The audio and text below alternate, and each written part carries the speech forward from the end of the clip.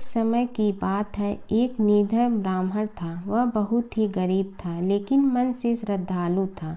माघ मास आने पर उसने किसी से सुना कि माघ मास में प्रातःकाल पवित्र नदी में स्नान करने से सारे पाप नष्ट हो जाते हैं और भगवान विष्णु की विशेष कृपा प्राप्त होती है। उस ब्राह्मण के पास न तो गर्म वस्त्र थे, न ही अच्छे भोजन की व्यवस्था। फिर भी वह प्रतिदिन ठंड में नदी स्नान करता और भगवान विष्णु का ध्यान करता। वह न तो दिखावे के लिए व्रत करता था और न ही किसी से कुछ मांगता था। एक दिन भगवान विष्णु वृद्ध ब्राह्मण के वेश में उसके पास आए और उसकी परीक्षा ली। ब्राह्मण ने अपने थोड़े से भोजन में से भी उन्हें प्रसाद स्वरूप दे दिया। उसकी निस्वार्थ भक्ति और माघ मास के नियमों से प्रसन्न होकर भगवान विष्णु ने उसे दर्शन दिए। भगवान ने कहा, हे ब्राह्मण, माघ मास में श्रद्धा से किया गया स्नान, दान और भक्ति कभी व्यर्थ नहीं जाती। इसके बाद ब्राह्मण के सारे कष्ट दूर हो गए और अंत में उसे विष्णु लोक की प्राप्ति हुई। गणेश और बुढ़िया माई की कथा। एक बुढ़िया थी। वह बहुत ही गरीब और दृष्टिहीन थी। उसके एक बेटा और बहू थे।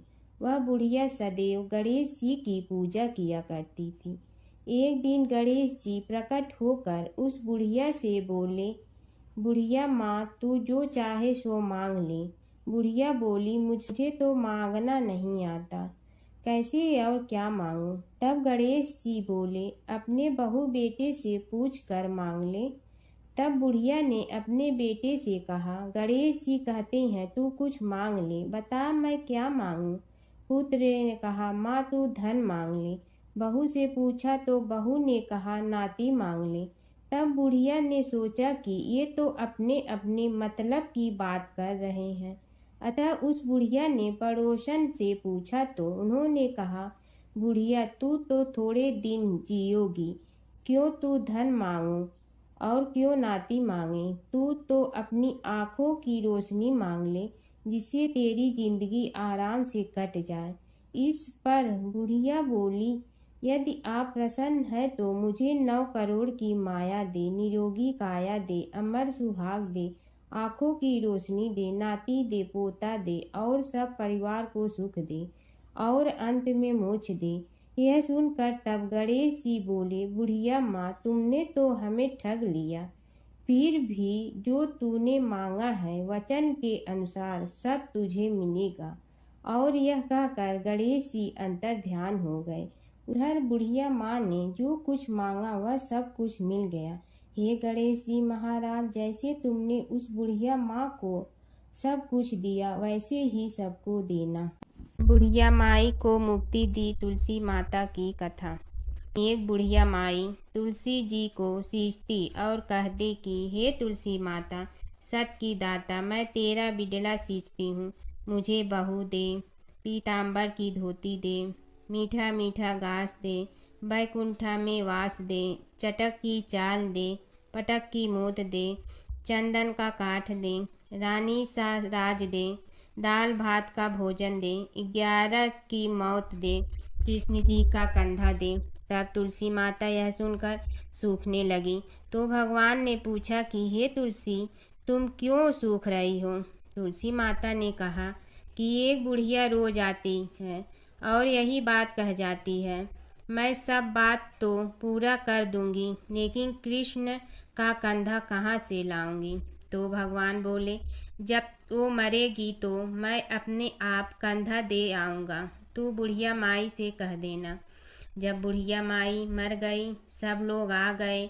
जब माई को ले जाने लगे तो वह किसी से न उठी। तब भगवान एक 12 बरस के बालक का रूप धारण करके आए। बालक ने कहा, मैं कान में एक बात कहूँगा तो बुढ़िया माई उठ जाएगी। बालक ने कान में कहा, बुढ़िया माई मन की निकाल ले, पीताम्बर की धोती ले, मीठा मीठा घास ले, बैकुंठा का वास ले, चटक की चाल ले, पटक की मोत ले, कृष्ण जी का कंधा लें। यह सुनकर बुढ़िया माई हल्की हो गई। भगवान ने कंधा दिया और बुढ़िया माई को मुक्ति मिल गई। हे तुलसी माता, जैसे बुढ़िया माई को मुक्ति दी वैसे सबको देना। जमुना की कहानी। प्राचीन समय में एक गांव था जिसमें दो बहनें रहा करती थी। एक बहन का नाम गंगा था तो दूसरी बहन का नाम जमुना था। एक बार दोनों बहनें एक साहूकार के खेत से गुजर रही थी तो जमुना ने 13 दाने जौ के तोड़ लिए, जिसे देख गंगा बोली कि तुझे तो ग्रहण लग गया, तूने चोरी की है। इस पर जमुना बोली कि अब मेरा ग्रहण कैसे धुलेगा। गंगा ने कहा कि तुझे 12 साल तक साहूकार के यहाँ नौकरी करनी पड़ेगी, तभी तेरा पाप धुलेगा और ग्रहण से मुक्ति मिलेगी। जमुना साहूकार के यहाँ नौकरी के लिए जाती है और अपने लिए काम मांगती है। साहूकार उसे काम पर रख लेता है, लेकिन काम करने से पहले जमुना उसे कहती है कि मैं सारे काम करूंगी लेकिन 4 काम नहीं करूंगी। जूठे बर्तन नहीं मांजूंगी, झाड़ू नहीं लगाऊंगी, बिस्तर नहीं बिछाऊंगी और दिया नहीं जलाऊंगी। 12 साल के बाद कुंभ का मेला लगा तो साहूकारनी भी कुंभ नहाने जाने लगी। यमुना ने उसे जाते देख कहा कि कुंभ के मेले में मेरी बहन गंगा मिलेगी तो उसे यह सोने का टका दे देना, इससे वह अपने हाथों में सुंदर चूड़ियां पहन लेगी। साहूकारनी ने कुंभ के मेले में गंगा को वह सोने का टका दे दिया। गंगा ने उनसे वह टका लेते हुए कहा कि मेरी बहन को कहना कि उसे 12 वर्ष पूरे हो गए हैं, अब वह वहां वापिस आ जा। साहूकार व साहूकारनी वापिस घर आए तब जमुना मटके में पानी भर रही थी। दोनों जमुना से बोले कि हमने सोने का वह टका तेरी बहन गंगा को दे दिया था और उसने कहा है कि तेरे 12 वर्ष पूरे हो गए हैं, इसलिए अब तुम वापिस जाओ। यह समाचार सुनते ही जमुना सहस्त्र धारा में बदल गई और बहने लगी। जमुना जी का यह रूप देखकर साहूकार और साहूकारनी परेशान हो गई थी। हमारे घर में जमुना माता ने काम किया, हमें तो अब ग्रहण लग गया है, हम यह ग्रहण कैसे उतारेंगे। जमुना भागकर गंगा माता के पास चली गई। गंगा ने जमुना से पूछा कि तुम साहूकारनी से पूछ कर आई हो या ऐसे ही बिना बताए आ गई। तब जमुना बोली कि मैं तो कुछ भी बताकर नहीं आई हूँ। गंगा ने कहा कि जा उन्हें धीरज दे आ, नहीं तो उन्हें जीवन भर असंतोष ही रहेगा। गंगा के कहने पर जमुना माता ने साहूकारनी को सपने में दर्शन दिए और कहा कि तुम दोनों उल्टे माथे क्यों पड़े हो, जाओ उठकर खाओ पियो। तब दोनों बोले कि हम कैसे उठे, हमें तो ग्रहण लगा है, क्योंकि हमने उल्टे सीधे और पता नहीं कितने नीच कार्य आपसे कराए हैं। तब जमुना जी बोली कि तुम्हें ग्रहण नहीं लगा है, ग्रहण तो मुझे लगा था कि मैंने तुम्हारे खेत से 13 दाने जौ के चुराए थे।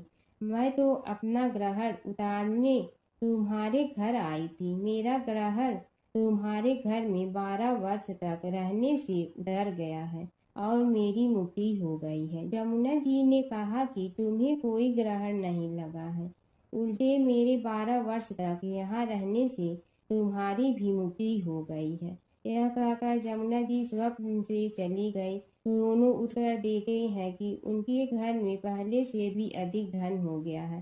हे जमुना माता, जैसे आपने साहूकार व साहूकारनी की मुक्ति कराई, वैसे ही आप अपने सभी भक्तों की करना है। माता सीता की कथा। यह कहानी सीता माता कहती थी और श्री राम इसे सुना करते थे। एक दिन श्री राम भगवान को किसी काम के लिए बाहर जाना पड़ा तो सीता माता कहने लगी कि भगवान, मेरा तो 12 वर्ष का नित्य नियम है, अब आप बाहर जाएंगे तो मैं अपनी कहानी किसे सुनाऊंगी। श्री राम ने कहा कि तुम कुएं की पाल पर जाकर बैठ जाना और वहां जो औरतें पानी भरने आएंगी उन्हें अपनी कहानी सुना देना। सीता माता कुएं की पाल पर जाकर बैठ जाती हैं। एक स्त्री आई, उसने रेशम की जड़ी की साड़ी पहन रखी थी और सोने का घड़ा ले रखा था। सीता माता उसे देख कहती हैं कि बहन, मेरा 12 वर्ष का नितनेम सुन लो। पर वह स्त्री बोली कि मैं तुम्हारा नितनेम सुनूंगी तो मुझे घर जाने में देरी हो जाएगी और मेरी सास मुझसे लड़ेंगी। उसने कहानी नहीं सुनी और चली गई। उसकी रेशम जड़ी की साड़ी फट गई। सोने का घड़ा मिट्टी के घड़े में बदल गया। सास ने देखा तो पूछा कि ये किसका दोष अपने सिर लेकर आ गई है।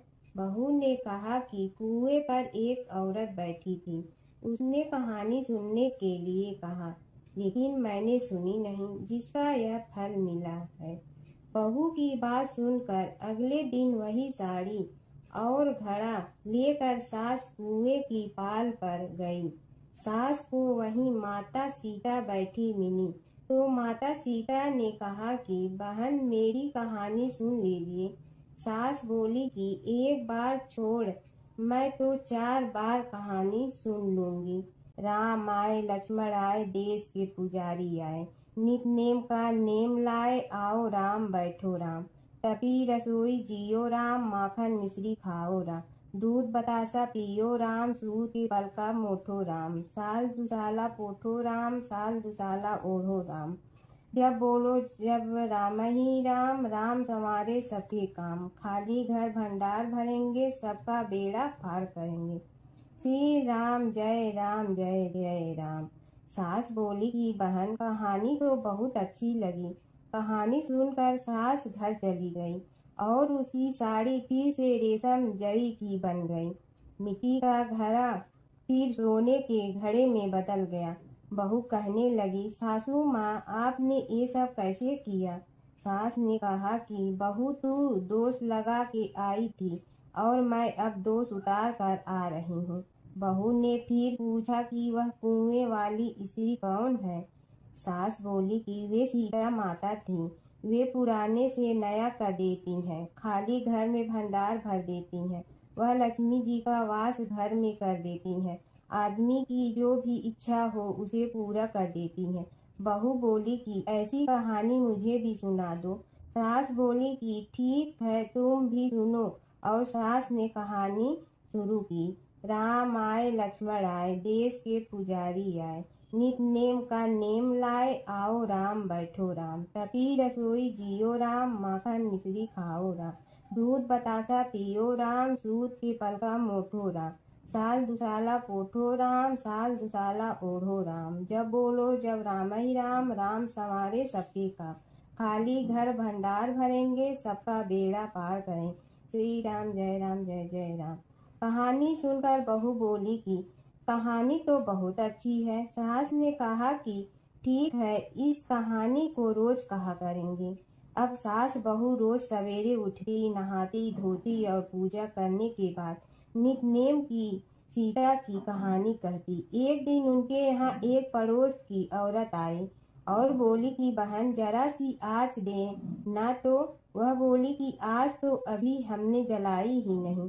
पड़ोसन ने कहा कि तुम सुबह 4 बजे से उठकर क्या कर रही हो? फिर उन्होंने कहा कि सुबह उठकर हम पूजा करते हैं, फिर सीता माता की नितनेम की कहानी कहते हैं। पड़ोसन ने उसकी बात सुनकर फिर कहा कि सीता माता की कहानी कहने से तुम्हें क्या मिलता है? वे बोली कि इनकी कहानी कहने से घर में भंडार भर जाते हैं, सारे काम सिद्ध होते हैं, मन की इच्छा भी पूरी हो जाती है। पड़ोसन कहती है कि बहन, ऐसी कहानी तो मुझे भी सुना दो। फिर वह बोली कि ठीक है, तुम भी यह कहानी सुन लो। राम आए लक्ष्मण आए, देश के पुजारी आए, नित नेम का नेम लाए, आओ राम बैठो राम। सारी कहानी सुनने के बाद पड़ोसन कहने लगी, बहन, कहानी तो मुझे बहुत अच्छी लगी। अब वह पड़ोसन भी नित नेम सीता माता की कहानी कहने लगी। कहानी कहने से सीता माता ने पड़ोसन के भी भंडार भर दिए। अब तो पूरे मोहल्ले में नित नेम की कथा चल पड़ी। हर किसी की मनोकामना पूरी होने लगी। हे सीता माता, जैसे आपने उनके भंडार भरे वैसे ही आप हमारे भी भंडार भरना, सबकी भरना, कहानी सुनने वाले के भी और कहानी कहने वाले के भी। नगर बसेरे की कहानी। किसी गांव में एक भाट व एक जाट रहता था। दोनों में घनिष्ठ मित्रता थी। एक बार जाट अपनी बहन के घर जाने को तैयार हुआ तो भाट अपनी ससुराल जाने को तैयार हुआ। दोनों साथ चल पड़े तो रास्ते में रुककर एक कुएं की मुंडेर पर बैठ गए। जाट ने भाट से कहा कि नगर बसेरा कर लेते हैं। इस पर भाट बोला कि तू ही नगर बसेरा कर ले, मैं तो अपनी ससुराल जा रहा हूँ, वहाँ खूब खातिर होगी मेरी, तू कर ले नगर बसेरा। जाट वहीं कुएं के पास बैठ पानी की घंटी और चावल का दाना लेकर नगर बसेरा करने लगा। नगर बसेरा करने के साथ जाट कहने लगा कि नगर बसेरा जो करे सो मल धोवे पाँव, ताता माड़ा तापसी देगी मेरी माँ, माँ देगी मावशी देगी द्वारका का वास, मीठा मीठा घास वृंदावन का वास, 5 कुल्ठी छठी रास मेरी जीवड़ो श्री कृष्ण के पास, डालू पानी हो जाए घी झट से निकल जाए मेरा जी। यह सब कर कर के वह जाट बहन के पास चल पड़ा। जाट की बहन ने भाई के आने पर उसकी खातिर की खी बूरा के साथ भाई को जिमाया। दोनों ने बैठकर ढेर सारी बातें की। इधर भाट अपने ससुराल पहुंचा तो वहां आग लगी हुई थी। आग बुझाने वह भी लग गया, जिसमें हाथ मुंह भी काले हो गए और खुद भी थोड़ा सुलझ गया। ना रोटी ना पानी के लिए ही किसी ने पूछा। एक पड़ोसन आई तो उसने भाट की सास को कहा कि जमाई आया है, जरा उस आओ भगत कर लो। बुढ़िया बोली कि सब कुछ तो जल गया है, अब कहाँ से आओ भगत करूं। तब पड़ोसन ने ही भाट को एक रोटी के साथ छाछ दी। उसने वही खाकर गुजारा किया। शाम को दोनों फिर घर की ओर चल पड़े और रास्ते में मिल गए और एक दूसरे का हाल पूछा। भाट बोला कि मेरी ससुराल में तो आग लगी हुई थी, आग बुझाते मैं खुद काला हो गया हूँ, ना रोटी मिली ना पानी। जाट बोला कि मेरी तो बहुत खातिर हुई। फिर बोला कि मैंने कहा था ना कि नगर बसेरा कर ले, आ अब कर ले, लेकिन भाट ने फिर मना कर दिया। कहने लगा कि चाहे रोटी दे या न दे, तेरी तो माँ है, दही चूरमा का पेड़ा धरा पाएगा। भाट ने फिर नगर बसेरा नहीं किया, जाट ने कर लिया। नगर बसेरा जो करे सो मल धोवे पाँव, ताता माड़ा तापसी देगी मेरी माँ, माँ देगी मावशी देगी द्वारका का वास, मीठा मीठा घास वृंदावन का वास, 5 कुल्ठी छठी रास मेरा जीवड़ो श्री कृष्ण के पास, डालू पानी हो जाए घी झट से निकल जाए मेरा जी। करके वह चल पड़ा। घर पहुँचते ही जाट की मावशी ने बहुत लाड प्यार किया। उधर भाट घर गया तो उसकी भैंस खो गई थी। बाप एक लाठी रखे तो दूसरी उठाए और कहने लगा कि ससुराल गया तो आग लगा दी, अब यहाँ आया तो भैंस खो दी। बाप ने कहा कि पहले भैंस लेकर आ, तभी रोटी पानी मिलेगा। सारा दिन भाट भैंस ढूंढता रहा, लेकिन उसे भैंस नहीं मिली। जाट और भाट की मुलाकात फिर से बाजार में हो गई। जाट ने भाट के हाल चाल पूछे तो भाट बोला कि आते ही भैंस खो गई, बस उसी दिन से भैंस ढूंढ रहा हूँ। रोटियां का तो पूछो ही मत। जाट ने कहा कि मैंने तो पहले ही कहा था कि नगर बसेरा कर ले। जाट की बात सुनकर भाट बोला कि तेरे नगर बसेरे में इतनी ताकत है तो चल अब कर लेते हैं। दोनों ने बैठकर नगर बसेरा किया। नगर बसेरा जो करे सो मल धोवे पाँव, ताता माड़ा तापसी देगी मेरी माँ, माँ देगी मावशी देगी द्वारका का वास, मीठा मीठा घास वृंदावन वन का वास, 5 कुल की छठी रास, मेरा जीवड़ो श्री कृष्ण के पास। डालू पानी हो जाए घी, झट से निकल जाए मीरा जी। दोनों के नगर बसेरा करने पर भाट जैसे ही आगे बढ़ा तो उसकी कोई भैंस मिल गई, जिसे लेकर घर पहुंचा। घर पहुंचते ही माँ ने कहा कि लड़के को आते ही घर से निकाल दिया, सारे दिन से ये भूखा प्यासा भटक रहा है। यह कहकर उसकी माँ ने उसको खूब खिलाया पिलाया। इस घटना के बाद सारे नगर में ढिंढोरा पिटवा गया कि तब कोई अपने पीहर या सास से आते जाते नगर बसेरा करें। जैसे भाट को नगर बसेरा करने का फल मिला, वैसे ही हर किसी को मिले। धरती के प्रथम मानव स्वयंभू मनु और उनकी पत्नी शतरूपा की कथा। स्वयंभू मनु को आदि भी कहा जाता है। आदि का अर्थ प्रारंभ। सभी भाषाओं के मनुष्यवाची शब्द मैन, मनुज, मानव, आदम, आदमी आदि सभी मनु शब्द से प्रभावित हैं। यह समस्त मानव जाति के प्रथम संदेशवाहक हैं। इन्हें प्रथम मानने के कई कारण हैं। संसार के प्रथम पुरुष स्वयंभू मनु और प्रथम स्त्री थी शतरूपा। इन्हें प्रथम पुरुष और प्रथम स्त्री की संतानों से संसार के समस्त जनों की उत्पत्ति हुई। मनु की संतान होने के कारण वे मानव कहलाए। मानव उसे कहते हैं जिसमें जड़ और प्राण से कहीं ज्यादा सक्रिय है। मन, मनुष्य में मन की ताकत है, विचार करने की ताकत है, इसीलिए उसे मनुष्य कहते हैं। क्योंकि यह सभी मनु की संतानें हैं, इसलिए मनुष्य को मानव भी कहा जाता है। हिंदू धर्म में स्वयंभू मनु के ही कुल में आगे चलकर स्वयंभू सहित कुल क्रमशः 7 मनु हुए और 7 होना बाकी है। महाभारत में 8 मनुओं का उल्लेख मिलता है। श्वेत वराह कल्प में 14 मनुओं के नाम स्वयंभू, स्वरोचिष, औतमी, तामस मनु, रैवत, चाक्षुष, वैवस्वत, सूर्य सावर्णी, दक्ष सावर्णी, ब्रह्मा सावर्णी, धर्म सावर्णी, रुद्र सावर्णी, रौच या देव सावर्णी, भौत या इंद्र सावर्णी। प्रजापति कल्प में ब्रह्मा ने रुद्र रूप को ही स्वयंभू मनु और स्त्री रूप में शतरूपा को प्रकट किया। स्वयंभू मनु एवं शतरूपा की कुल 5 संतानें थीं, जिनमें से 2 पुत्र प्रियव्रत एवं उत्तानपाद तथा 3 कन्याएं आकुति, देवहुति और प्रसूति थी। आकुति का विवाह रुचि प्रजापति के साथ और प्रसूति का विवाह दक्ष प्रजापति के साथ हुआ।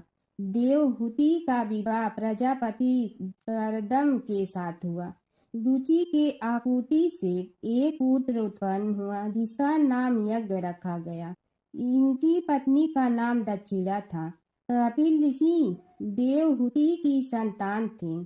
हिंदू पुराणों अनुसार इन्हीं 3 कन्याओं से संसार के मानवों में वृद्धि हुई। दक्ष ने प्रसूति से 24 कन्याओं को जन्म दिया। इसके नाम श्रद्धा, लक्ष्मी, पुष्टि, धुति, तुष्टि, मेधा, क्रिया, बुद्धि, लज्जा, वपु, शांति, रिद्धि और कीर्ति है। 13 का विवाह धर्म से किया और फिर भृगु से ख्याति का, शिव से सती का, मरीचि से संभूति का, अंगिरा से स्मृति का, पुलस्त्य से रीति का, पुलह से क्षमा का, कृति से सन्नति का, अति से अनसुईया का, वशिष्ठ से ऊर्जा का, वह से स्वाह का तथा पितरों से स्वधा का विवाह किया। आगे आने वाली सृष्टि इन्हीं से विकसित हुई। 2 पुत्र प्रियव्रत और उत्तानपाद। उत्तानपाद की सुनीति और सुरुचि नामक 2 पत्नी थीं। राजा उत्तानपाद के सुनीति से ध्रुव तथा सुरुचि से उत्तम नामक पुत्र उत्पन्न हुए। ध्रुव ने बहुत प्रसिद्धि हासिल की थी।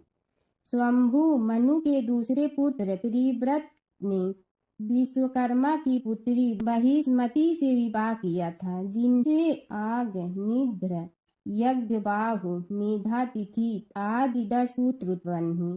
प्रियव्रत की दूसरी पत्नी से उत्तम, तामस और रैवत ये 3 पुत्र उत्पन्न हुए, जो अपने नाम वाले मनवंतरों के अधिपति हुए। महाराज प्रियव्रत के 10 पुत्रों में से कवि, महावीर तथा सवन ये 3 नैष्ठिक ब्रह्मचारी थे और उन्होंने संन्यास धर्म ग्रहण किया था। महाराज मनु ने बहुत दिनों तक इस सप्तद्वीपवती पृथ्वी पर राज्य किया। उनके राज में प्रजा बहुत सुखी थी। इन्हीं ने मनु स्मृति की रचना की थी, जो मूल रूप में नहीं मिलती। उसके अर्थ का अनर्थ ही होता रहा है। उस काल में वर्ण का अर्थ रंग होता था और आज जाति। प्रजा का पालन करते हुए जब महाराज मनु को मोक्ष की अभिलाषा हुई तो वे संपूर्ण राजपाट अपने बड़े पुत्र उत्तानपाद को सौंपकर एकांत में अपनी पत्नी शतरूपा के साथ नैमिषारण्य तीर्थ चले गए। लेकिन उत्तानपाद की अपेक्षा उनके दूसरे पुत्र राजा प्रियव्रत की प्रसिद्धि ही अधिक रही। मनु ने सुनंदा नदी के किनारे 100 वर्ष तक तपस्या की। दोनों पति पत्नी ने नैमिषारण्य नामक पवित्र तीर्थ में गोमती के किनारे भी बहुत समय तक तपस्या की। उस स्थान पर दोनों की समाधियां बनी हुई है। स्वयंभू मनु के काल के ऋषि मरीचि, अत्रि, अंगिरस, कुलह, ऋतु, कुलसत्य और वशिष्ठ हुए। राजा मनु सहित उक्त ऋषियों ने ही मानव को सभ्य, सुविधा संपन्न, धर्म साध्य और सुसंस्कृत बनाने का कार्य किया।